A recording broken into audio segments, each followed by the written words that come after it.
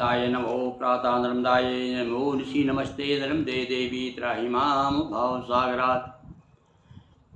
कुछ दिनों से हम आपको पुराणों में श्राद्ध की महिमा, तो इसलिए आपके सामने आपके लिए ढूंढ ढूंढ करके पुराण ला रहे हैं।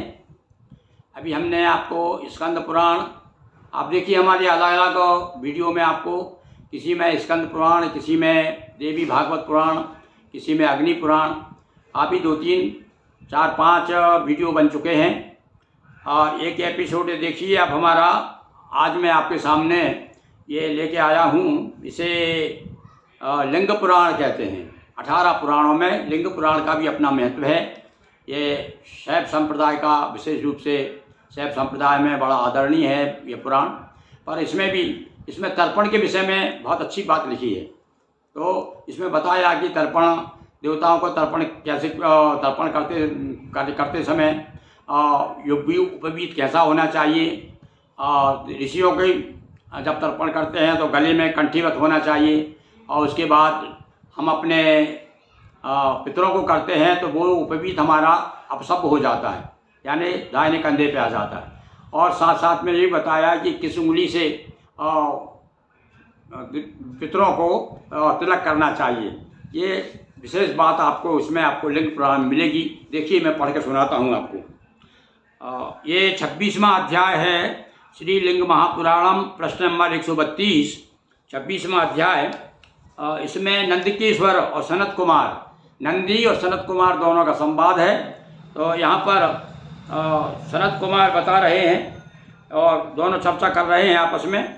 तब वो बता रहे हैं, विप्रेंद्र नंदीश्वर कह रहे हैं, यज्ञो पुण्य युक्त जल से देवताओं का, पवित्र जल से, पुण्य युक्त जल, पुष्प युक्त, यानी पुष्प डाल करके देवताओं का, कुशल डाल करके ऋषियों का, तिल और गंध जल से पितरों का तर्पण करना चाहिए। अब देखिए, अब आप समझ लीजिए इसे। देवताओं का जब अपन तर्पण करें तब फूल हो जल में, और उसमें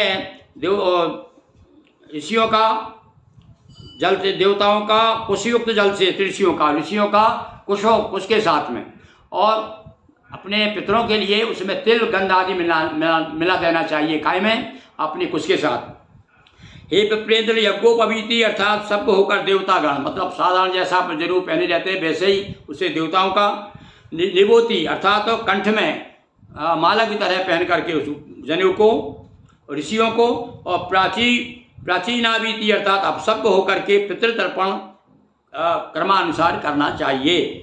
सभी सिद्धियों को प्राप्ति के लिए बुद्धिमान तथा विद्वान वेदज्ञ ब्राह्मणों को चाहिए कि अंगुली के अग्रभाग से देवता तर्पण, अंगुली के अग्रभाग से, और कनिष्ठ अंगुली से ऋषि तर्पण, और ऋषि तथा दाहिने अंगूठे से, ये इस प्रकार, ये मतलब अग्रभाग से मतलब इस प्रकार से, ये ऐसा आप देते हैं देवताओं को।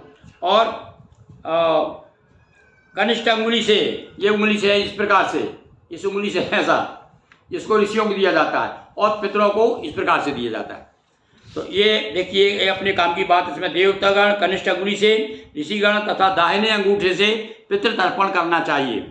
हे मुनिश्रेष्ठ, इसी प्रकार यज्ञ कर्म परायण पवित्र आत्मा जिसको ब्रह्म यज्ञ, देव यज्ञ, मनुष्य यज्ञ, भूत यज्ञ और पितृयज्ञ करते रहना चाहिए।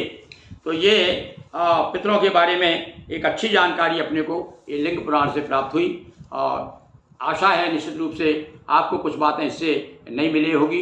बहुत बहुत धन्यवाद।